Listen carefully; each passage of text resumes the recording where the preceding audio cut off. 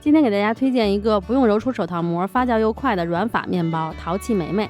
我是在一本书上看到的。这个面包特点是低油低糖，还特别松软，不易老化。主要秘诀就是联合用种，用了2个面种，老面和波兰种。因为2个面种的加入，发酵也比较快，风味十足，吃起来松软又 Q 弹，真的非常好吃。好多朋友可能一听说老面、波兰种就感觉很复杂，其实真的没有很复杂，做法很简单，就是拌匀然后发酵1晚上就可以了。老面和波兰种的做法是一样的，就是配方不同，你们就按这2个配方把材料都放在一起拌匀，放在室温下发酵30分钟至1小时，再放冰箱冷藏1晚上就 OK 了。第2天看这个波兰种表面有一些泡泡就发好了，老面体积明显变成了2到3倍大就好了。加了这2个面种，这个面包做起来真的很快，从揉面到面包出炉不到2个小时就完成了。波兰种给的是正好的量，发好都放进去，老面是真没法给正好的量，再减量那酵母就没法放了。按配方把材料全部放在一起，黄油也一起放入，一份发好的波兰种全部放入，法国老面放20克，除湿机5档揉10分钟。这个面团是一个比较湿黏的状态。揉面的时候再把果干和坚果准备好，草莓干、蓝莓干、核桃，然后给它们切碎。切碎以后用水冲一下，然后就放在一旁备用。你们看我这个面团就10分钟就揉好了，揉好的面团是比较光滑的，看这个状态是比较粘手的。拉开膜看一下，就是这种有一点锯齿的膜，就揉到这种状态就可以了。然后手上可以打一点水，把面团摊开，放上1半的果干和坚果，给它折上，然后再放1半的果干坚果，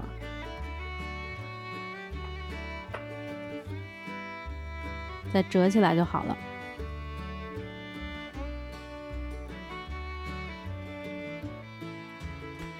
给它放到28度的环境里去发酵，30分钟以后拿出来，给它进行一次折叠。桌面上薄薄的撒一层粉，不需要排气，折叠一下就可以了。如果表面有大气泡的话，就给它拍掉。中途这个折叠就是为了增强面筋的，可以让面筋变得更强。然后再放到28度里发酵30分钟，基本上30分钟以后就发好了。面团变成了2倍大，手指按下去有非常轻微的回弹，这样就发好了。在藤篮里薄薄的筛一层面粉，因为我只有1个藤篮，所以我就只做1个的量，不是很大，适合1人食。这个面团揉好以后，我称了一下，总量是200克左右。把面团倒出来，轻轻的拍一拍，拍掉大气泡就可以了。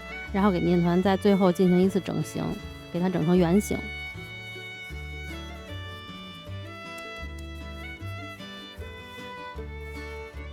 然后把光滑的那面朝下放在藤篮里。这个2发特别的快，千万不要发过了。我总共就发了25分钟，20分钟的时候我就拿出来看了一下。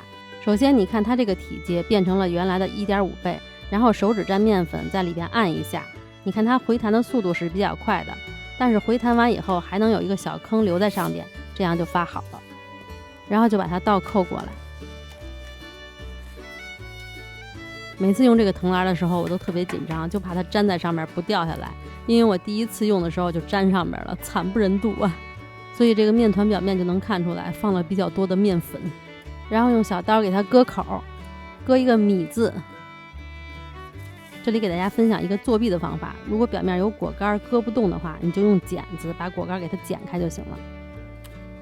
还有就是看到没尖角这里，割完以后用剪子再剪一下，因为面团很黏，割完以后它还有可能会粘在一起的，用剪刀再给它剪一下，这样可以确保烤的时候割口都裂开，这样烤完比较均匀好看。然后放到提前预热好的烤箱中下层，我是230度预热的，最好有石板，如果没有石板的话就直接放在烤盘里烤也行，烤的时间可能会延长一点。放进去以后先喷5秒蒸汽，然后把温度调到上火220，下火210，烤12分钟。烤完以后你割开的口也都平了，这样就说明这个面包的长发很好。烤到表面金黄就可以取出来了。看这个美中不足，我觉得就是表面的粉撒的太多了。然后我又做了一个，这面包做起来真的很快手。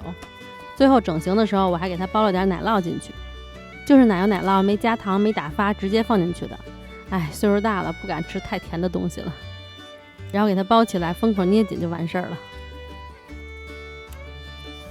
这回我把藤篮里的粉都清干净了，然后又重新薄薄的撒了一层面粉，各路神仙保佑不要让它沾上。哎，掉下来了，我听见声儿了，哈哈哈！啊，完美！啊，这回终于可以烤一个完美漂亮的小面包了吧？结果没想到啊，它爆开了。不过这个奶酪流出来，看上去还是比较诱人的。这面包刚烤完的时候皮是很脆的，凉了以后就软了。吃的时候建议复烤一下再吃，这样皮就是脆的口感了。